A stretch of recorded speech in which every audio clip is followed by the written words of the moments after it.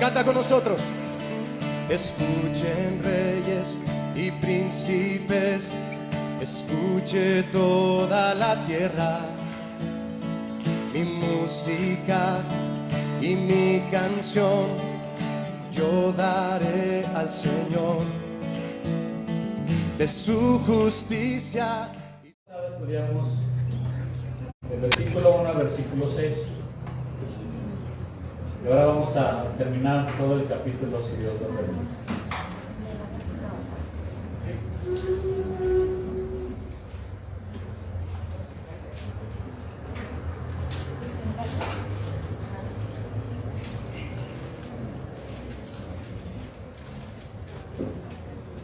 ¿Sabía que estamos en los tiempos finales, hermano? Sí. Estamos en los tiempos finales. Tiempos peligrosos, también dice la Escritura, tiempos feroces, tiempos muy difíciles, por muchas situaciones que están pasando en el mundo y aún dentro de la iglesia del Señor. Espero que con la ayuda de Dios yo pueda con este mensaje ayudarles y que el Señor nos ayude a todos para tomar aliento y seguir adelante en esta carrera que tenemos, que todos podamos llegar hasta el final, como lo cantamos, hasta el final.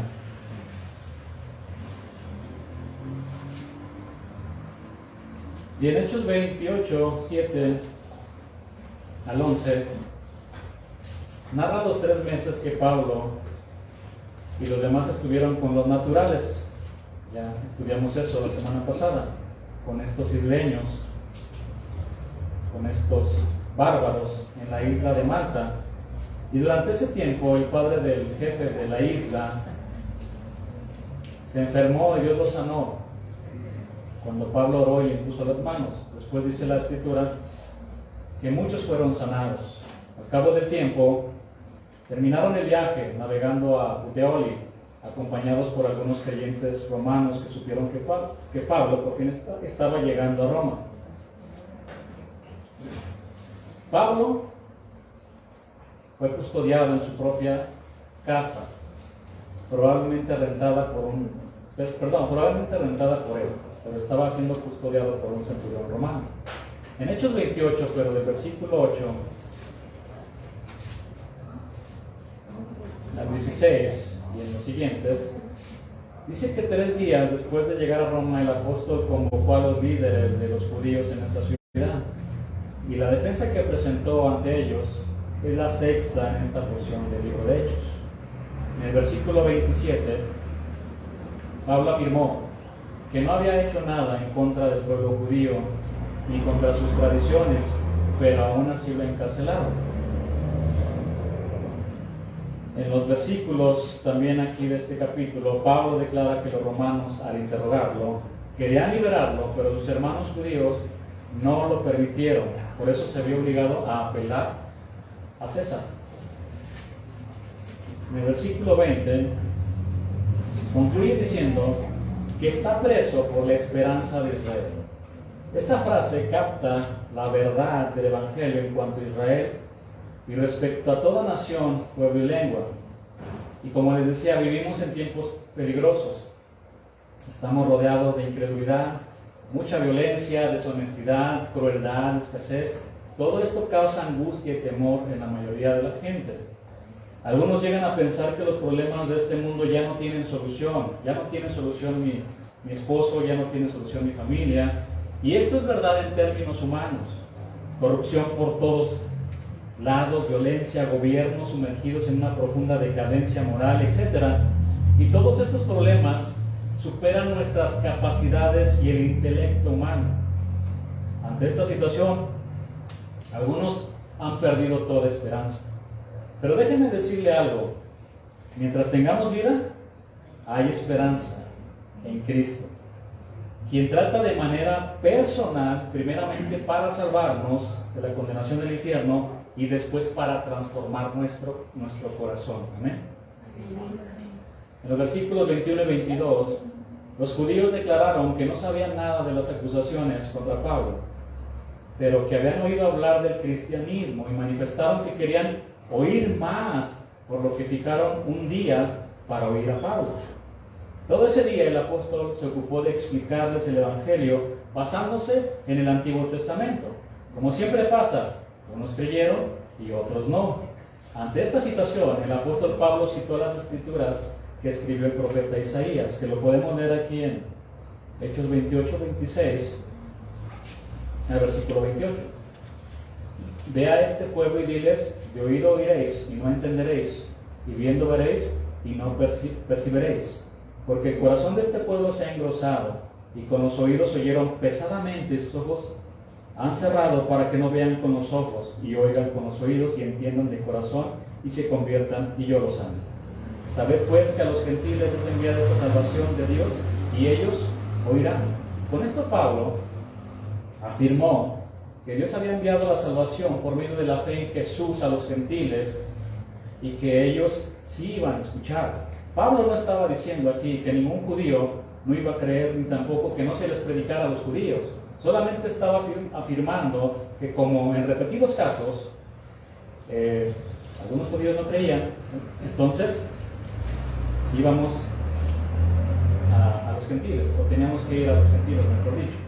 El médico Lucas sella todas las palabras que él escribió de este libro con los siguientes versículos: Hechos 28, 30 y versículo 31. Leamos estos versículos. Y Pablo permaneció 2 años enteros en una casa alquilada y recibía a todos los que a él venían, predicando el reino de Dios y enseñando acerca del Señor Jesucristo abiertamente y sin impedimento.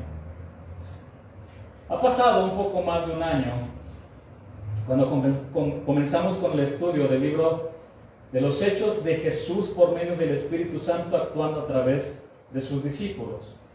¿Recuerdan? Tomamos nuestro traje de buceo y profundizamos en tantas verdades de la palabra que nos han bendecido mucho. En este libro vimos el nacimiento de la Iglesia de Cristo, la vida de los primeros cristianos. Después de que el Señor Jesús resucitó, se reunió con sus discípulos y les dijo: ustedes serán mis testigos, ustedes serán mis mártires en toda la tierra, pero necesitan mi poder, esperen la promesa del Padre. Y esta promesa se cumplió en el día de Pentecostés. Los discípulos fueron bautizados por el Espíritu Santo, y el Pedro, que negó al Señor ante una criada, había muerto. Ahora lo vemos predicando el Evangelio a una multitud y sin ningún temor. Hemos visto cómo vivían los primeros cristianos, quienes tenían todas las cosas en común y tenían un mismo espíritu. Pero también hemos visto los problemas internos y externos que enfrentó la Iglesia del Señor. Un problema interno fue el de Ananías y Zafira, ¿se acuerdan? Que se pusieron de acuerdo en vender una propiedad y trataron de engañar y quedar bien con la gente. Un problema externo fue la intensa persecución que enfrentó la iglesia, en donde perdió la vida el primer mártir. ¿Quién? Esteban. En fin, tantas historias como la de Pablo que nos inspiran a seguir al Señor. Todos estos hombres y mujeres nombrados en el libro de Hechos de los Apóstoles ya terminaron la carrera y llegaron a la meta final. Y ahora están desde los cielos alentándonos para que sigamos nosotros corriendo. Hemos dicho que el libro termina, pero en realidad no termina. Al leer la última palabra, por estos versículos que leímos, quisiéramos voltear la hoja para ver si hay otra página, pero para nuestra mala fortuna ya no hay otra página. Pastor, entonces, ¿qué fue de Pablo y de los otros apóstoles? En realidad, este libro, en vez de tener un punto final en el capítulo 28, debería de tener puntos suspensivos. Mis hermanos, el libro no termina aquí, porque los hechos del Espíritu Santo no termina. Si se tratara de los hechos de los apóstoles, Lucas nos hubiera contado lo que hizo cada uno de los apóstoles después de la ascensión del Señor. Pero en todo el libro, el principal protagonista es la tercera persona de la Trinidad, el Espíritu Santo. Mientras seguimos esperando la segunda venida de nuestro amado Salvador, los hechos del Espíritu Santo continúan. Porque el mismo Espíritu Santo que vemos obrando en el libro de los Hechos, sigue obrando ¿en dónde? En nuestras vidas. Vivimos y estamos, por así decirlo, en el capítulo 29 del libro de los Hechos. Al final de este libro, leemos que Pablo, el testigo fiel de Cristo, pudo hablar sin impedimentos y abiertamente en el mismo corazón del Imperio Romano. Por lo tanto, en el cierre de su libro, Lucas destaca con letras de oro el triunfo absoluto de Cristo y de su iglesia. Amén. Predicando el reino de Dios, enseñando acerca del Señor Jesucristo abiertamente y sin impedimento. ¿Sabía que Hashem, varón de guerra, Jehová de los ejércitos, no ha perdido ninguna de sus batallas? Todas las ha ganado.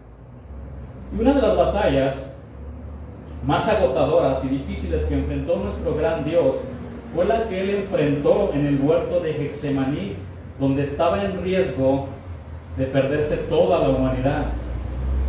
En el huerto de las delicias, Adán perdió la batalla ante Satanás y cayó en pecado. Pero Cristo, en el huerto de las prensas de las olivas, ganó la batalla. Y desde ese momento, hermanos, Él ya pensaba en ti y en mí. El Señor de los ejércitos nunca ha perdido ninguna de sus batallas, ni la perderá. Él siempre vencerá a sus adversarios. En el libro del Apocalipsis se describe la última de las batallas, llamada la batalla del Armagedón. En esta batalla, la Trinidad satánica, la bestia, el anticristo, el dragón y el falso profeta, fíjense la copia, Padre, Espíritu Santo, la Trinidad satánica, convocarán a los reyes para pelear contra Dios. Vamos a leer algunos versículos. Apocalipsis 16, 13, 14 y versículo 15.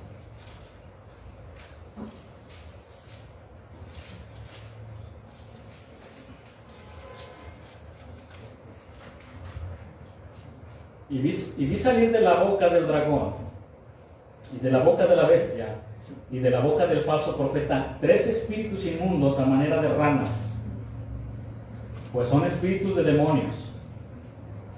Salieron como para hacer una propaganda y convocar a muchas personas, que hacen señales y van a los reyes de la tierra en todo el mundo para reunirlos a la batalla de aquel gran día del Dios Todopoderoso.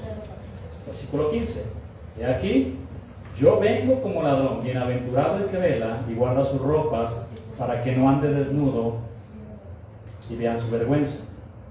Voy a explicar un poco este versículo 15, porque aquí el apóstol Juan utiliza la figura de un soldado que está velando y que no puede descuidarse ni un solo momento.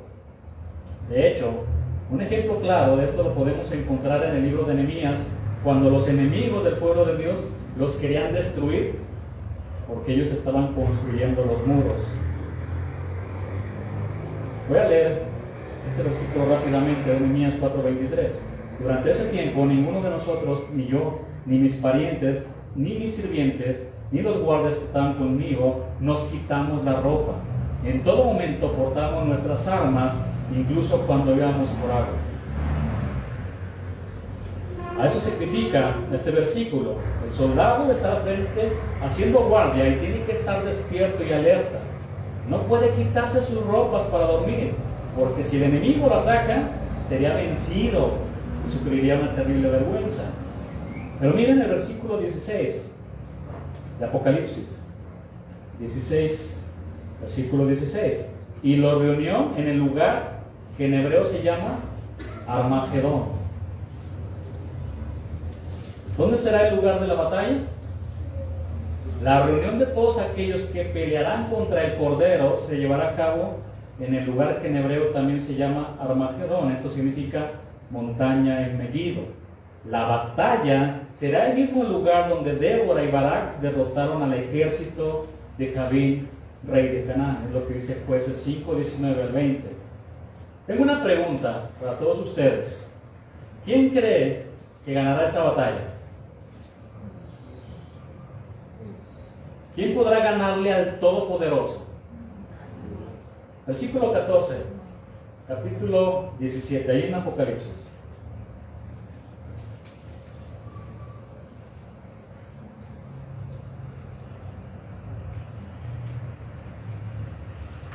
Irán juntos a la guerra contra el Cordero, pero el Cordero los derrotará, porque Él es el Señor de todos los señores y el Rey de todos los reyes. Y los que Él ha llamado y elegido y le son fieles, estarán con Él. Habla de nosotros, los fieles. El Cordero los vencerá, porque Él es el Señor de señores y Rey de reyes. Notemos que los títulos Señor de señores y Rey de reyes son una solemne declaración de la deidad y soberanía de Cristo. Esta es la razón de su victoria absoluta. Ante su poder divino, todos los reinos de la tierra son como nada. El Cordero los vencerá y nosotros estaremos ahí para celebrar la victoria. Y la victoria depende enteramente de Él. Pero el Señor nos permitirá participar a todos los creyentes, los cuales son llamados como elegidos y fieles en este versículo. Notemos de paso la descripción que aquí hace Juan de lo que es un verdadero cristiano. El versículo dice: los que están con Él son llamados y elegidos y fieles. Llamado por Dios para salvación, elegido cuando aceptamos esa salvación, no como los que por ahí andan diciendo otras cosas, ofrecida en nuestro Señor. Y fiel, porque fue digno de confianza y permaneció hasta el fin. ¿Sabía que Satanás, el pecado y el mundo harán todo lo posible para que perdamos la batalla o para que no terminemos la carrera? De hecho, nuestro Señor Jesús enfrentó al mundo, a Satanás y al pecado. Por ejemplo, Él dijo en Juan 16:33: en el mundo tendréis aflicción, pero confiad, yo he vencido al mundo. Aquí en el mundo tendrán muchas pruebas y tristezas, pero anímense, porque yo he vencido al mundo, a todas las adversidades propias de la vida y a este sistema de maldad donde mora el pecado. En el desierto, el Señor derrotó al pecado y a Satanás con el poder de la palabra. Bien, nosotros estamos en una batalla constante contra Satanás, el pecado y el mundo, ¿sabían?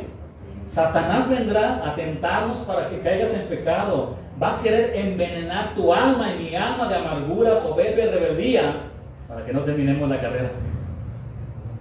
La Escritura dice, en 1 Pedro 5:8, dice: sed sobrios y velad, porque vuestro adversario el diablo, como león rugiente, anda alrededor buscando a quien devorar. Padres, ¿sabían que el diablo se quiere tragar a sus hijos? Esa es la palabra que se utiliza aquí en el original. Se los quiere tragar. Se meten a internet y ven todo tipo de cosas. Y ahí está disfrazado el diablo, detrás de la pantalla, como león rugiente, esperando a que se duerma para aventarse sobre su presa y matarlo.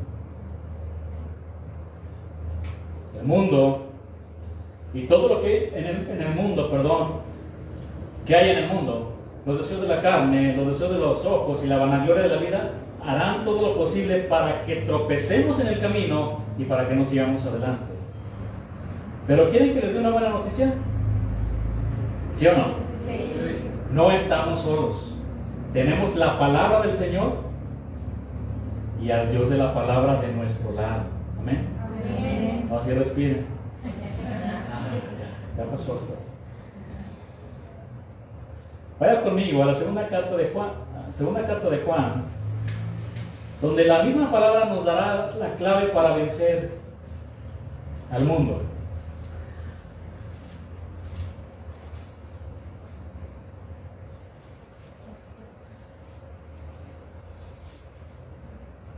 Porque todo lo que es nacido de Dios vence al mundo. Y esta es la victoria que ha vencido al mundo. Nuestra fe, nuestra confianza en Dios hasta el final, nuestra fe. He guardado la fe, dijo el apóstol Pablo, hasta el final. He confiado en Dios hasta el final. en medio de las adversidades confié en Dios. Cuando me estaban dando latigazos en la espalda, estuve confiando en Dios. Cuando no tenía que comer, estuve confiando en Dios. En medio del Euroclidón que me atacó, esa tormenta que llegó, pude confiar en Dios. Versículo 5. ¿Quién es el que vence al mundo? Sino el que cree que Jesús es el Hijo de Dios. El contexto de este capítulo 5 habla de obedecer los mandamientos de Dios. Y sabemos que cualquier acción, de hecho, de pensamiento, que transgrede la ley de Dios, eso es pecado. Así que el mundo se refiere a todo ese sistema de maldad donde mora el pecado. Y aquí el apóstol Pablo nos da la clave para poder vencer el pecado. Primero nos dice que los nacidos de Dios son los que pueden vencer a este mundo que está rodeado por tanta maldad y pecado. Los nacidos de nuevo son aquellos que ya se arrepintieron de sus pecados y creyeron en el Evangelio. Y eso se ve por frutos. Una vida transformada, una vida nueva. ¿Sí? Esos hijos de Dios, nacidos de, como dice la escritura aquí, de lo alto, también dice en Juan 3, ahora tienen una nueva naturaleza, dada por Dios, con la capacidad de obedecer a Dios, a su palabra. Además, tienen al Espíritu Santo morando en ellos, y por la ley del Espíritu pueden vencer la ley del pecado. Eso se habla también en el libro de Romanos.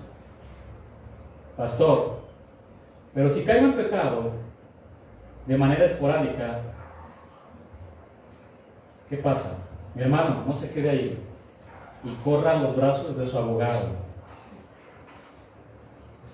que también nos dice el apóstol Juan: hijitos míos, estas cosas os escribo para que no pequéis, y si alguno hubiera pecado, abogado tenemos para con el Padre, a Jesucristo el justo. Además, el apóstol Juan nos dice que la victoria que ha vencido el mundo es nuestra fe. Pero aquí surge una pregunta: ¿pero nuestra fe en qué o en quién? Porque hay gente que tiene fe. Pregúntale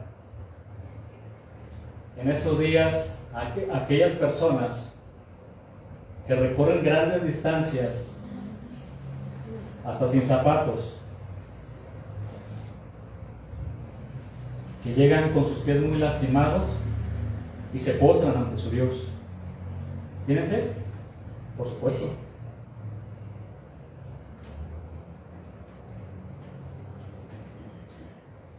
Pero aquí el apóstol Juan nos responde: ¿nuestra fe en qué o en quién? Veamos el versículo 5. ¿Quién es el que vence al mundo? Sino el que cree que Jesús es el Hijo de Dios.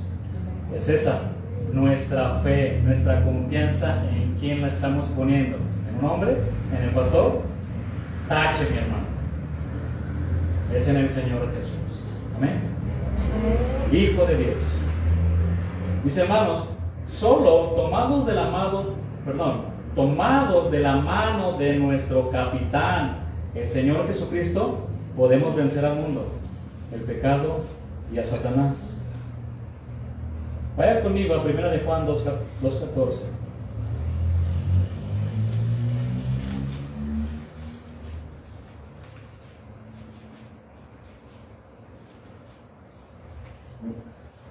Os he escrito a vosotros, padres, porque habéis conocido al que es desde el principio. Os he escrito a vosotros, jóvenes. ¿Cuántos jóvenes hay? Porque sois fuertes. Bueno, si están jóvenes fuertes no lo sé, ¿verdad? Eso sí ya no sé. Y la palabra de Dios permanece, mora, habita en vosotros, y habéis vencido al maligno. La única manera de vencer al diablo y a todos sus demonios es con la palabra de Dios, no es con guerra espiritual. Si queremos vencer al tentador, tenemos que asegurarnos de que el mensaje de Dios, puro, perfecto y fiel, vive en nosotros, habita en nosotros, para que estemos fuertes en el día de la tentación.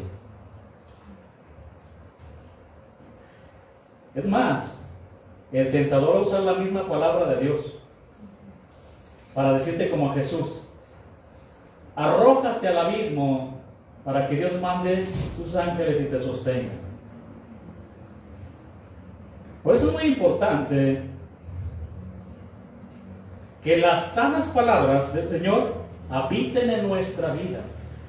El apóstol Pablo, por eso nos exhorta a que la palabra de Cristo abunde en nuestros corazones. La palabra del Señor, mis hermanos, la palabra de Dios. Porque sin lugar a duda, llegará el tentador con sus ofertas para que dejemos los caminos de Dios y de esta manera impedir que terminemos la carrera. Las Escrituras dicen que somos más que vencedores en Cristo. ¿Lo creen? Yo lo creo. Vaya conmigo a Romanos 8:37.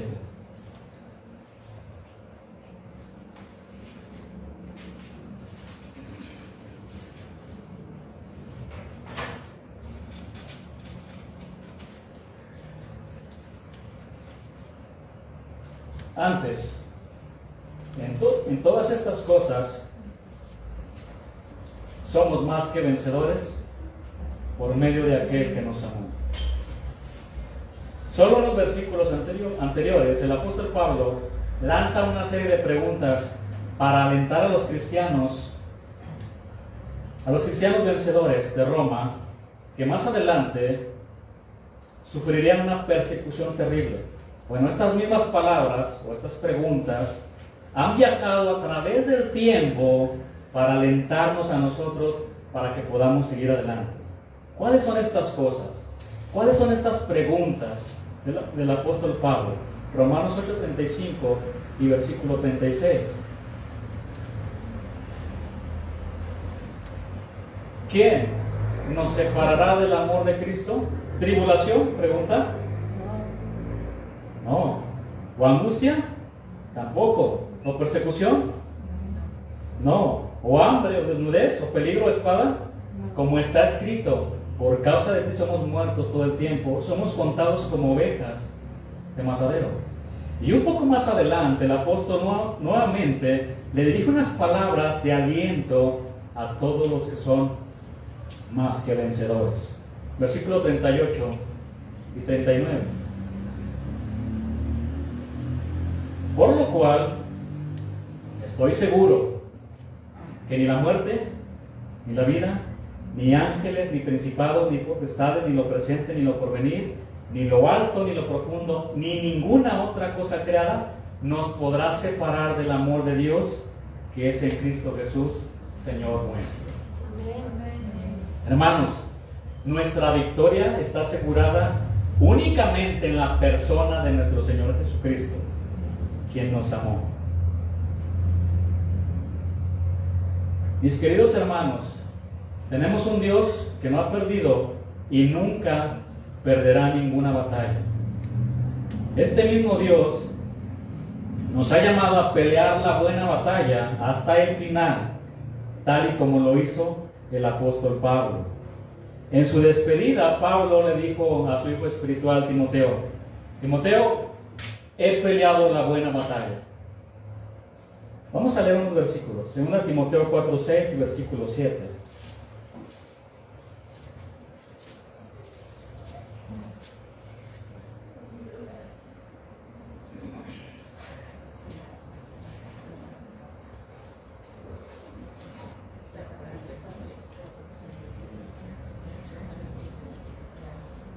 Porque yo ya estoy para ser sacrificado y el tiempo de mi partida está cercano. He peleado la buena batalla, he acabado la carrera, he guardado la fe. La razón de todas estas exhortaciones que Pablo le hizo a Timoteo era sobre la inminente partida del apóstol. Porque yo ya estoy para ser sacrificado y el tiempo de mi partida está cercano. Pablo estaba llegando al final de su ministerio. Por muchos años su ejemplo había servido de inspiración a Timoteo, pero ahora le tocaba a Timoteo tomar el relevo y ser ejemplo a otros perseverando hasta el final. En estos versículos, Pablo abre su corazón y nos revela sus sentimientos frente a su inminente muerte. Sus palabras no muestran ningún temor, sino que estaba completamente tranquilo y hasta feliz de que su momento se estuviera acercando. ¡Wow! ¿Cuántos quieren estar así? He terminado, yo ya me voy con el Señor. De hecho, a lo largo de toda su vida, él había tenido un conflicto entre permanecer aquí sirviendo para edificar a la iglesia o irse a la presencia del Señor. No sé qué hacer, traía un conflicto en su corazón. Es que es muy bueno servir a los hermanos, pero es mejor estar con Él ya.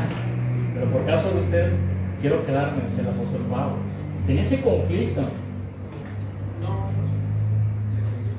Pero ahora había llegado el momento de partir, y esto le producía una gran satisfacción.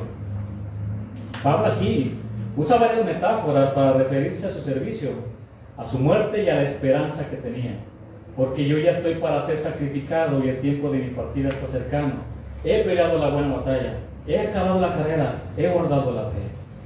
Timoteo debía ser diligente en predicar, no solamente debido a la apostasía que se estaba acercando, sino también porque la partida de Pablo significaba que él debía continuar con el trabajo que su amado maestro y amigo estaba a punto de dejar.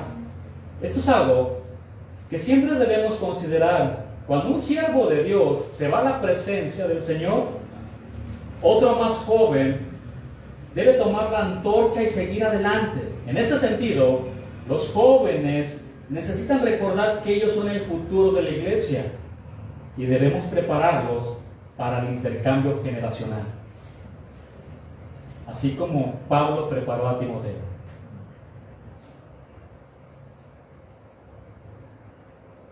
Pablo presenta su muerte usando una metáfora que sugiere un sacrificio de libación, porque yo ya estoy para ser sacrificado. Literalmente la traducción es: estoy para ser derramado, lo que apunta a la ofrenda líquida o libación que se derramaba sobre el animal sacrificado, como lo establece el Antiguo Testamento. En Números 15 pueden encontrar eso. Toda la vida de Pablo había sido presentada como un sacrificio vivo, santo y agradable a Dios. Y su muerte es comparada ahora con el derramamiento del vino en un último acto que completaba el sacrificio. El apóstol siempre había estado dispuesto a ser derramado en libación sobre el sacrificio y servicio que realizaba a favor de los creyentes, pero ahora se trataba de entregar la vida como lo hizo sirviendo a sus hermanos. Además de eso, entregarla literalmente para ser santificado, y ante eso mostraba plena disposición de hacerlo. La idea de derramar sangre significaba la libación con la que concluiría una vida de servicio al Señor.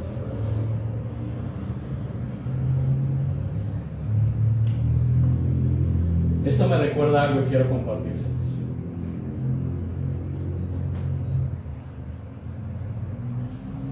Estábamos cantando que es un honor servir al Señor. Y es lo máximo a lo que podemos aspirar en esta tierra, ¿sabían? Es lo máximo. Ni siquiera es una carrera, ni un carro, viajar. Es servirlo a Él. Les voy a contar dos ejemplos que van a marcar un fuerte contraste. En esos días por trabajo tuve que visitar a otros hombres, y mientras estábamos caminando en esa planta, íbamos platicando nuestras historias, porque me dice: oye, ¿cuánto tienes tiempo trabajando? No, pues muchos años. Sí, yo también. ¿Cuántas historias, no? Digo, sí. Pues vamos a platicar de algunas experiencias. Y él me contó una acerca de un ingeniero que trabajó ahí y que en honor a él, a su nombre, porque él ya no vive, le pusieron el nombre a una oficina. Voy a decir el nombre, no recuerdo. Felipe Ramírez. En honor a Felipe Ramírez. ¿Saben por qué le pusieron el nombre a su oficina? Porque el hombre llegaba hasta enfermo y muriéndose a trabajar, dializado, y no salía de él. ¿Quieres que termine así tu vida, hermano?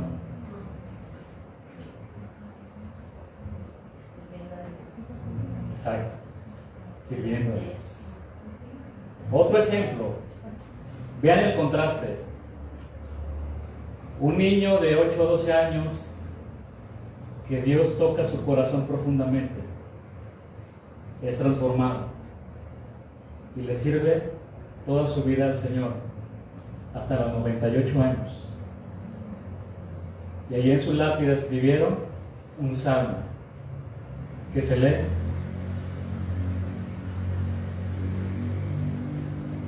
el hacer tu voluntad, Dios mío, me ha agradado.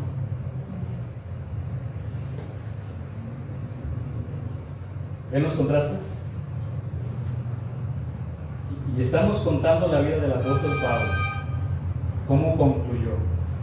He acabado. He guardado la fe hasta el final, Timoteo. Pero sigamos. En una rápida sucesión de metáforas, Pablo se refiere ahora a su muerte como una partida. Esta palabra se empleaba en diferentes contextos. Por ejemplo, podía ser un término militar que se usaba para levantar un campamento. También se puede referir al hecho de levantar el ancla de un barco para que pudiera zarpar. También se puede referir al labrador, cuando el labrador quitaba la yunta de los animales después de un duro día de trabajo. De hecho, también era un término usado por un filósofo para la solución de un problema. Hermanos, todo esto indica claramente que para Pablo la muerte era una liberación que le permitiría partir a la presencia de Dios, donde encontraría descanso y liberación.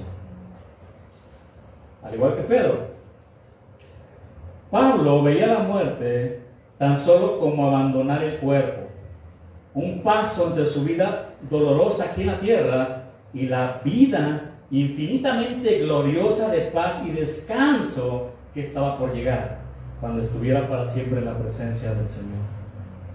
He peleado la buena batalla, he acabado la carrera.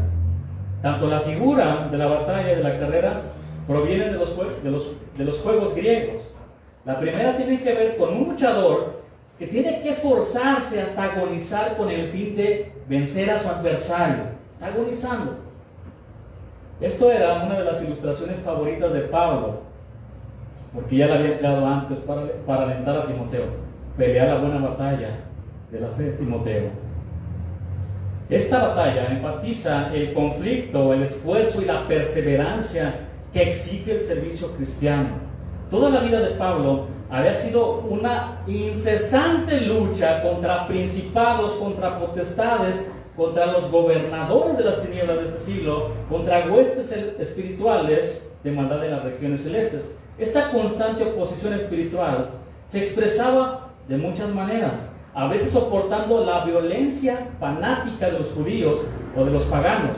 Otras implicaban enfrentar falsas doctrinas que amenazaban con introducirse dentro de la iglesia. Pablo hace un breve resumen de algunas de estas experiencias cuando les escribe a los corintios. Pero a pesar de todo, podía mirar hacia atrás con la satisfacción de haber llegado al final después de haber luchado noble y legítimamente. Por lo tanto, estas palabras son un grito de victoria. Timoteo, he peleado la buena batalla. Mis hermanos, la vida en este mundo implica una lucha. Los estudiantes tienen que esforzarse para conseguir su diploma, su certificado, y así poder tener un buen puesto de trabajo, ¿o no, estudiantes? Los padres tienen que luchar con sus hijos para educarlos, para instruirlos y librarlos de influencias que los pueden perjudicar. Es una lucha constante. Los matrimonios, tienen que luchar diariamente para no naufragar en el camino. Toda la vida es una lucha constante. Y pregúnteme por el Señor Jesús, ¿cómo fue su vida? Una lucha constante. Desde que Él llegó a este mundo, lo querían asesinar siendo un bebé. Y después los fariseos, y todos contra el Señor, hasta que lo llevaron a la cruz y lo mataron ahí. Una lucha constante. Pero Pablo consideraba un honor y un inmenso privilegio haber sido llamado por Dios para servir. Es cierto que esto le acarreó innumerables dificultades, pero créanme, queridísimos hermanos, gastarnos nuestra vida al servicio del Señor es la mejor cosa que podemos hacer en este mundo. Amén. Hace tiempo, no hace tiempo, unos días, yo le dije a unas personas, yo me muero en la raya, voy a morir en la raya. ¿Y usted qué va a hacer, hermano? Ahí, siéndole fiel a mi Señor, a su palabra.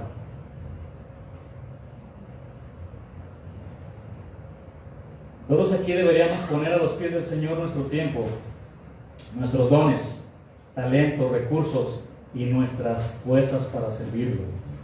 Porque esta es la batalla más noble en la que el hombre puede invertir su vida. ¿Sabía? Más noble. He acabado la carrera. Unos años antes el apóstol se dirigió a los ancianos de Éfeso de una forma similar.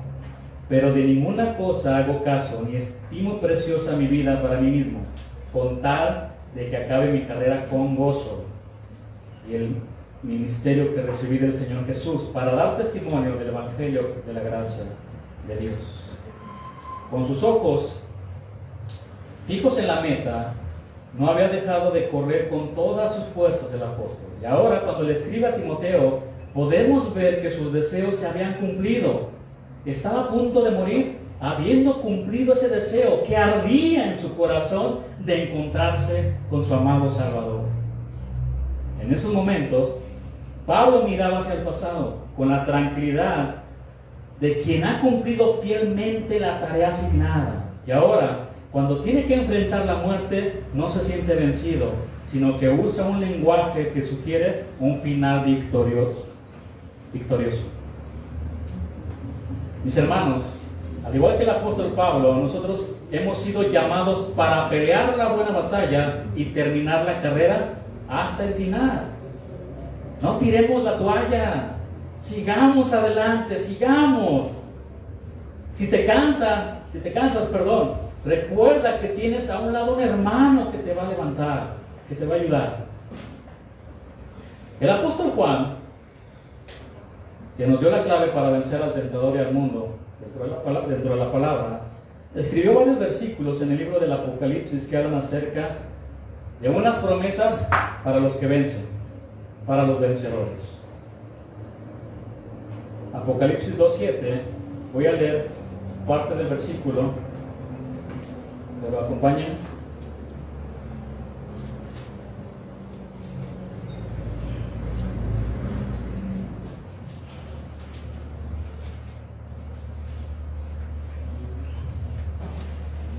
Al que venciere, le daré a comer del árbol de la vida, el cual está en medio del paraíso de Dios.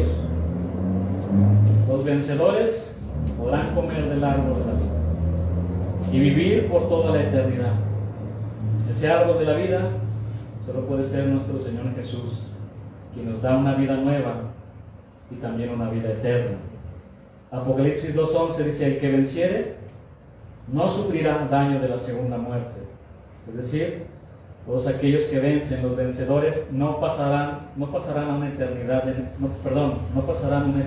el lago de fuego. Apocalipsis 2:17. Al que venciere, daré a comer del maná escondido, y le daré una piedrecita blanca, y en la piedrecita escrito un nombre nuevo, el cual ninguno conoce sino aquel que lo recibe. El maná fue el alimento que el Señor proveyó para el pueblo de Israel a lo largo de su peregrinaje por el desierto hacia la tierra prometida. Por lo tanto, nos habla de alimento, de sustento. Jesús dijo: yo soy el pan de vida. Siempre estaremos satisfechos en su presencia. La piedrecita blanca nos habla de la intimidad y comunión entrañable que el Señor tiene con cada uno de sus hijos. Hay varias interpretaciones, pero esta es la más cercana. Una ilustración nos puede ayudar a entender esto. Por ejemplo, ¿sabía que algunos de mi familia me llaman Pepe? Algunos sí. ¿Y quién es Pepe, pastor? Porque me llamo José Francisco Torres Corón. Para ustedes sonaría un poco extraño que me llamen así, pero regularmente cuando te llaman de cierta manera muestra una cercanía y cierta confianza.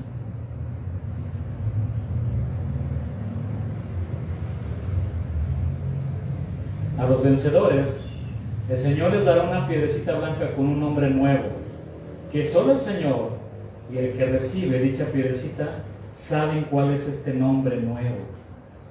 Tu nuevo nombre será un secreto entre Dios y usted. Habla de mucha cercanía y de mucha intimidad, una relación muy bonita. Apocalipsis 2:26. Al que venciere y guardare mis obras hasta el fin, yo le daré autoridad sobre las naciones.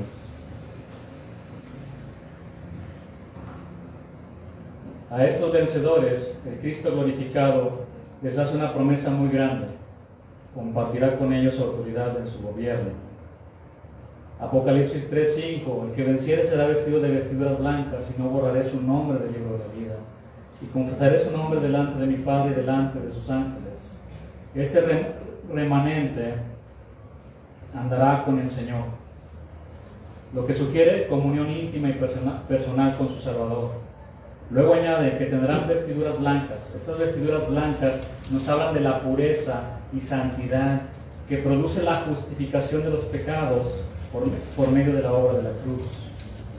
Estas personas son aquellas a quienes el Cordero lavó de sus pecados con su sangre. Apocalipsis 3:12. Al que venciere, yo le haré una columna en el templo de mi Dios, y nunca más saldrá de ahí. Y escribiré sobre el nombre de mi Dios y el nombre de la ciudad de mi Dios, la nueva Jerusalén, la cual desciende del cielo de mi Dios, y mi nombre nuevo. Esto quiere decir que no solo serán bienvenidos a la casa de Jesús, sino que formaremos parte de esa casa, y por lo tanto nunca tendremos que salir de ahí. ¿Y quién quiere salir de la casa de Dios, de la presencia de Dios? Porque todos aquellos que amamos, que deseamos las moradas de Dios, las moradas de Jehová, la casa del Señor, por fin moraremos en su casa por largos días, como dice el salmista. Apocalipsis 3:21 dice: al que venciere, le daré que se siente conmigo en mi trono, así como yo he vencido y me he sentado con mi Padre en su trono. Cristo venció al pecado y ahora está sentado en el trono celestial. Esto nos recuerda que al principio de su ministerio el mismo Satanás le tentó, ofreciéndole todos los reinos de este mundo a cambio de su adoración. Por supuesto, el Señor rechazó esta tentación. Él contestó diciendo: al Señor tu Dios adorarás y a Él solo servirás. Con su respuesta dejó claro que si para llegar a tener el mundo entero eso implicaba dejar de adorar a Dios, entonces no cuentes conmigo. Él lo rechazó. Qué ejemplo para nosotros la vida del Señor. Que el Señor nos ayude a entender que Él es el creador de todo y que teniéndole a Él lo tenemos todo, y que sin Él nada de lo que podamos llegar a tener vale la pena ni tiene sentido. Cristo venció por el camino de la cruz, dejando de ese modo un ejemplo a sus seguidores. Es verdad que como consecuencia de su fidelidad al Padre fue crucificado, pero 3 días después resucitó victorioso de la muerte y ascendió al cielo, donde ha sido coronado de gloria y de honra a causa del padecimiento de su muerte. Aquello que parecía la derrota de Cristo fue en realidad su gran victoria. Ahora, desde esa posición de supremo honor, quiere que aquellos que también vencen al mundo se sienten con Él en su trono, un privilegio que no merecemos y que recibimos por la gracia de Dios. Apocalipsis 21:7: el que venciere heredará todas las cosas y yo seré su Dios y Él será mi hijo. A todas las increíbles promesas que ya hemos visto, ahora se añade otra más igualmente maravillosa, suprema, extraordinaria: el que venciere heredará todas las cosas. Esta frase nos recuerda que las promesas que recibieron las 7 iglesias también son una promesa para nosotros. De alguna manera, esta última promesa incluye todas las anteriores. La promesa va dirigida al que venciere, a los que terminan la carrera, a los que son fieles, a los que son hijos de Dios. Ellos son los que heredarán todas las cosas. Detengámonos un momento a pensar qué incluye esta herencia. Sin duda, es mucho más que la tierra de Canaán que recibió Israel como herencia. Es mucho más que el mundo presente y todo lo que hay en él. Va mucho más lejos de cualquier cosa que podamos imaginar. En todo caso, el hecho de que lleguemos a ser herederos está vinculado a la nueva relación que hemos llegado a tener con Dios o llegaremos a tener. Yo seré su Dios y Él será mi hijo. No puede haber honor más grande en todo el universo que tener esta relación íntima, especial, con el soberano Dios del cielo por toda la eternidad. La palabra griega que se utilizó aquí para venciere, el que venciere, es nikao, significa alcanzar la victoria. Y esta victoria la podemos únicamente alcanzar solo por medio del que nos amó, de la sangre del Cordero, no en nuestras fuerzas, es a través de Él. ¿Quieren verlo conmigo en Apocalipsis 12:11? 12:11.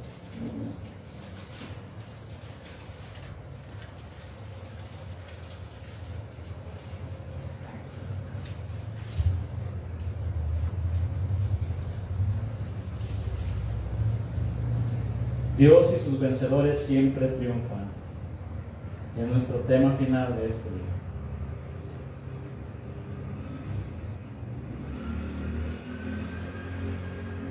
Y ellos le han vencido por medio de sus métodos, de sus pensamientos, de sus creencias. No. Ellos le han vencido por medio de la sangre del Cordero y de la palabra, del testimonio de ellos, y menospreciaron sus vidas hasta la muerte. Los últimos versículos del capítulo 28 nos muestran que el Dios de la Biblia y sus vencedores siempre triunfan a pesar de toda oposición y adversidad. Pablo permaneció 2 años enteros en una casa alquilada y recibía a todos los que a él venían, predicando el reino de Dios y enseñando acerca del Señor Jesucristo abiertamente y sin impedimento. La victoria del Señor siempre. ¿Recuerdan lo que el Señor Jesús le dijo a Pedro? Yo también te digo que tú eres Pedro, y sobre esta roca edificaré mi iglesia, y las puertas del Hades no prevalecerán contra ella. Dios es indestructible y su iglesia también.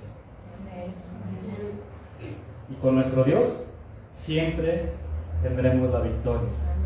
Y nuestro final, mis hermanos, déjenme decirle algo, será un final feliz. Amén. Y yo los voy a ver allá, aunque no me quieran ver en el cielo, Lo siento. acordé de él. Creo que había un pastor que comentó algo así, en forma de que muere muere él, ¿verdad? Después muere su esposa y se encuentra con su esposo y que va a correr a pasar. Te amo. Espérate. Dijimos que hasta que la muerte nos separe. Ya estamos en la eternidad. Así me va a decir, ¿verdad? No, ya no lo conozco. Todos nos vamos a conocer.